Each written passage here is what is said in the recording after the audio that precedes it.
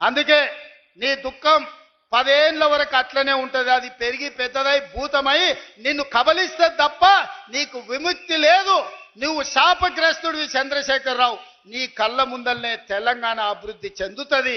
అభివృద్ధి చేసే బాధ్యత మేం తీసుకుంటాం. ఇవాళ ఈ వేదిక మీద నుంచి చెప్తున్నా, 94 నుంచి 10 ఏళ్ళు తెలుగుదేశం అధికారంలో ఉన్నది.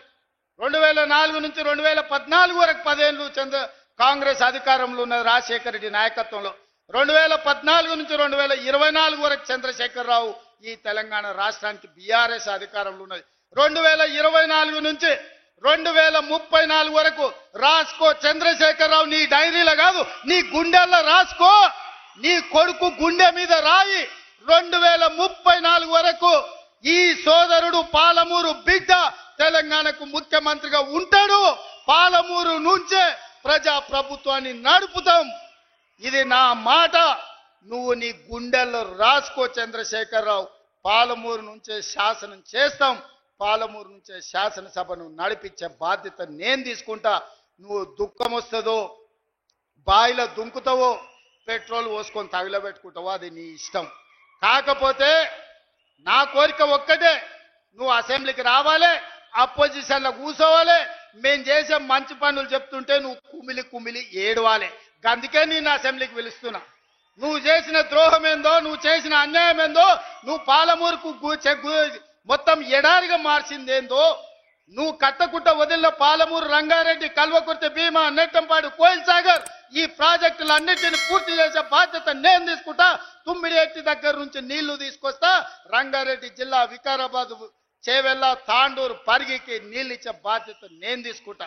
ఆంధ్రప్రదేశ్ ముఖ్యమంత్రి గారు కూడా విజ్ఞప్తి చేస్తున్నా, మీరు విఘ్నులు, మీరున్నప్పుడే మొదలుపెట్టారు కల్వకుర్తి. కొన్ని నికృష్టపు మాటలు, నికృష్టపు డైలాగులు మరి మీ ప్రశాంతతకు, మీ ఆరోగ్యానికి కూడా, రాష్ట్ర ఆరోగ్యానికి కూడా హానికరం. పెద్దలు చెప్తారు, నక్క పీనుగునే పిక్కు తింటది, పంది బురదలోనే పొరలాడుతుంది, పెండ పురుగు గుడ్ల చావిట్లోనే తిరుగుతుంది. అట్లాగే గుంపు మేస్త్రి నోట్లోంచి కంపు తప్ప ఏమీ రాదు, నికృష్టపు మాటలు తప్ప ఏది రాదని మళ్ళొక్కసారి తేలిపోయింది. ఒకరోజు ఫోన్ ట్యాపింగ్ అంటాడు, మరొక రోజు ఫార్ములా ఈ అంటాడు, ఇంకో రోజు డ్రగ్స్ అంటాడు, కాదంటే కాళేశ్వరం, లేదంటే కేసీఆర్. 20 నెలల్లో ఈ నికృష్టుడి బతుకు, ఈ రాష్ట్ర ముఖ్యమంత్రిగా ఉన్న నికృష్టుడి బతుకు కేసీఆర్ జపం చేయడం, డైవర్షన్ టాక్టిక్స్ తప్ప, హెడ్లైన్ మేనేజ్మెంటు, డెడ్లైన్ మేనేజ్మెంట్ తప్ప చేసింది ఏంది? ఇప్పటి వరకు ఈ రాష్ట్రంలో ఏ వర్గానికి నువ్వు చేసింది ఏంది నేను అడుగుతా ఉన్నా. అందుకే పెద్దలు చెప్తారు, పంది ఎంత బలిసినా నంది కాదు. నువ్వు ముఖ్యమంత్రి కావచ్చు, ఇంకో 3 ఏళ్ళు ఉండొచ్చు, మురిపంగా డబ్బుల మూటలు దోచుకుంటూ ఉండొచ్చు, కానీ ఎన్నటికీ నీ బతుకు ఒక పెండ పురుగులోని పురుగు బతికే తప్ప నీది ఎన్నటికైనా కూడా కేసీఆర్ స్థాయి కానీ, ఆ ముఖ్యమంత్రి పదవికి ఉండే ఒక గౌరవాన్ని కానీ, గతంలో మహామహులు ఆ పదవిని అధిష్ఠించారు. ఓ విజయభాస్కర్ రెడ్డి గారు, ఓ ఎన్టీ రామారావు గారు, ఒక రాజశేఖర రెడ్డి గారు, ఓ చంద్రబాబు నాయుడు గారు, ఓ కేసీఆర్ గారు.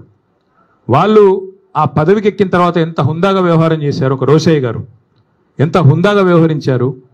మీరెంత నికృష్టంగా వ్యవహరిస్తున్నారు. ఇది రాష్ట్రమే కాదు, దేశం మొత్తం గమనిస్తూ ఉంది. 2 ఏళ్ళైంది మీరు తెలంగాణ రాష్ట్రానికి ముఖ్యమంత్రి.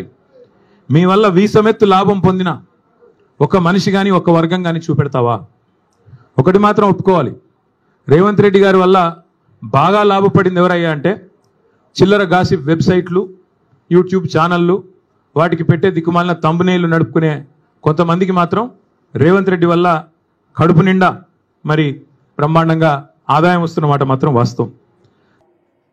మంది మాటలు పట్టుకొని మారమానం పోతే మళ్ళీ వరకు ఇల్లు కాలిపోతుంది. వీళ్ళని నమ్మితే అమాంతం మింగుతారు, మోసపోతాం. రైతు బంధుకు రామరామ అంటారు, దళిత బంధుకు జై భీమ్ అంటారు. వీళ్ళు ముంచుతారా నాయన అని చెప్పిన నేను. ఏమో మీ సంగతి ఎంతో చూద్దామని ఆయనతో వేసారు. వేసింది ఇరుకపోయారు, బాయిలో పడ్డారు, అయిపోయి ఉన్నాయి అన్ని వీక్. ఇప్పుడు మళ్ళీ మొదటికి వచ్చానా కైలాసం ఆడలో పెద్ద పంపించినట్టు అయింది. మళ్ళీ అంతే కదా, గ్యారంటీగా మంచిగా సంసారం జరుగుతుంది. ఇద్దరు తువ్వకొచ్చినాం, రైతులు ఇంత ముఖం తెలివైతుండ్రి, బాకీలు కట్టుకుంటుండ్రి. ఎంతోమంది పాపం సిటీలు వేసుకుందరు, ఏదో వేసుకుందరు. రైతు బంధు పైసలు పడితే ఎంత సంతోషం ఉంటుండే. ఆయన పోయిన ఇప్పుడు గంగలు కట్టిపోయింది. ఇప్పుడు వాడు ఇస్తాడో ఏడో భగవంతుని కనుక ఇచ్చినా కూడా మోసమే. ఏదో మళ్ళీ ఎలక్షన్ కోసం దానికోసం చేస్తారు తప్ప కడుపు నిండా ప్రేమను ఇచ్చేది గిట్లే ఉంటుందా? రేవంత్ రెడ్డి గారి భాష కూడా ఒక రకంగా తనను తాను తక్కువ చేసుకుంటున్నాడు. ఎందుకంటే పేగులు మెడలు వేసుకొని తిరుగుతా అని అంటున్నాడు. పేగులు మెడలు వేసుకొని ఎవరు తిరుగుతారా? మనుషులు తిరుగుతారా? రాక్షసులు తిరుగుతారా? ఎవరు తిరుగుతారు? అది ఒక ముఖ్యమంత్రి మాట్లాడే భాషన? రాజ్యాంగబద్ధమైన పదవిలో ఉండేటువంటి వ్యక్తి మాట్లాడేటువంటి భాషన ఇది? పడిగట్టు పదాలతోనో పరుష పదజాలంతో పాలన చేస్తా అంటే కుదరదు.